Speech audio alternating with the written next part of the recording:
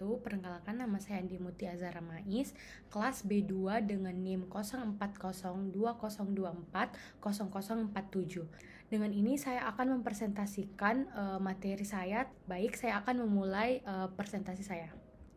Jadi yang pertama yaitu ada hukum pidana. Hukum pidana adalah cabang hukum yang mengatur tentang perbuatan-perbuatan yang dilarang oleh negara karena dianggap merugikan masyarakat dan mengatur hukuman atau sanksi bagi siapapun yang melanggar larangan tersebut.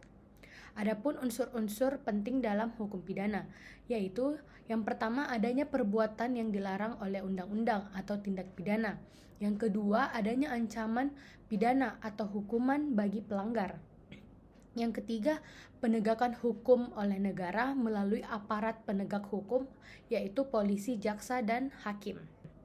Tujuan hukum pidana yaitu melindungi masyarakat dari kejahatan dan juga mencegah orang melakukan perbuatan jahat dan menegakkan keadilan dan ketertiban umum.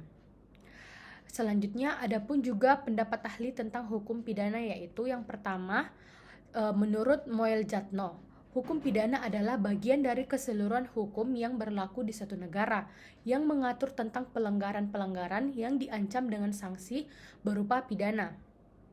Menurut Simons, hukum pidana adalah himpunan aturan yang mengandung keharusan dan larangan yang disertai sanksi berupa pidana bagi siapapun yang melanggarnya. Selanjutnya saya akan menjelaskan tentang pengertian tindak pidana. Tindak pidana adalah perbuatan yang dilarang oleh undang-undang pidana yang apabila dilakukannya, pelakunya dapat dikenai sanksi pidana seperti penjara, denda, atau hukuman lainnya. Penjelasannya itu tindak pidana sering disebut juga peristiwa pidana atau delik. Dan juga setiap tindak pidana itu memiliki unsur-unsur tertentu, misalnya perbuatan, kesalahan, dan ancaman pidana. Dan juga tidak semua perbuatan salah itu adalah tindak pidana. Hanya diatur dan diancam oleh pidana dan undang-undang. Adapun unsur-unsurnya sebagai berikut.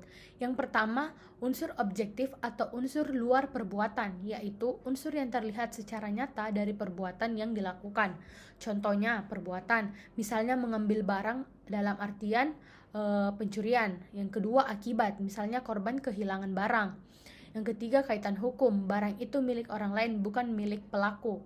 Yang keempat, keadaan tertentu, misalnya dilakukan tanpa izin atau secara diam-diam. Adapun yang kedua, unsur subjektif, unsur dalam diri pelaku, yaitu unsur yang berkaitan dengan sikap batin atau niat pelaku. Contohnya, kesengajaan atau dolus atau kelalaian atau culpa. Maksud jahat, mens rea, seperti niat memiliki barang orang lain. Yang ketiga, pengetahuan pelaku terhadap akibat dari tindakannya. Jadi, suatu perbuatan itu hanya bisa disebut dengan tindak pidana jika memiliki semua unsur, baik objektif maupun subjektif, sesuai dengan yang tercantum dalam pasal yang mengatur perbuatan tersebut. Yang terakhir, saya akan menjelaskan tentang lingkungan berlakunya hukum pidana. Lingkungan berlakunya hukum pidana itu adalah batas-batas atau ruang lingkup di mana hukum pidana suatu negara dapat diberlakukan. Ini mencakup dimensi tempat, waktu, orang, dan jenis perbuatan. Tujuannya itu adalah untuk menentukan apakah suatu perbuatan itu dapat ditindak menurut hukum pidana suatu negara seperti Indonesia. Yang pertama, berdasarkan tempat atau asas teritorial dan ekstrateritorial. Yang pertama, asas teritorial. Hukum pidana berlaku untuk setiap perbuatan pidana yang dilakukan di wilayah negara tersebut tanpa melihat kewarganegaraan pelaku. Contohnya, warga negara asing mencuri di Jakarta, tetap diadili dengan KUHP Indonesia. Yang kedua, asas ekstrateritorial. Hukum pidana bisa berlaku untuk perbuatan yang dilakukan di luar wilayah negara dalam kasus tertentu. Contohnya, WNI melakukan kejahatan di luar negeri dengan maksud asas nasional aktif. Yang ketiga, WNA menyerang kepentingan WNI di luar negara, asas nasional pasif. Yang keempat, kejahatan internasional atau asas universal.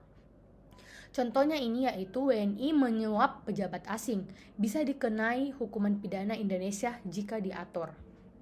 Yang kedua, berdasarkan waktu. Hukum pidana berlaku hanya selama undang-undangnya masih berlaku.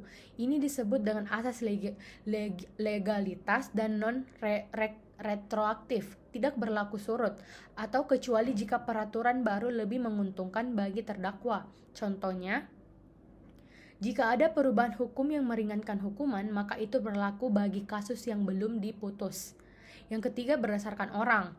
Jadi secara umum ini hukum pidana berlaku untuk semua orang, baik WNI maupun WNA, kecuali bagi mereka yang mempunyai kekebalan hukum seperti diplomat asing, presiden saat menjabat, atau dalam beberapa hal anggota parlemen dalam ruang sidang dengan syarat tertentu. Sekian dari presentasi saya, maaf apabila ada kesalahan. Wassalamualaikum warahmatullahi wabarakatuh.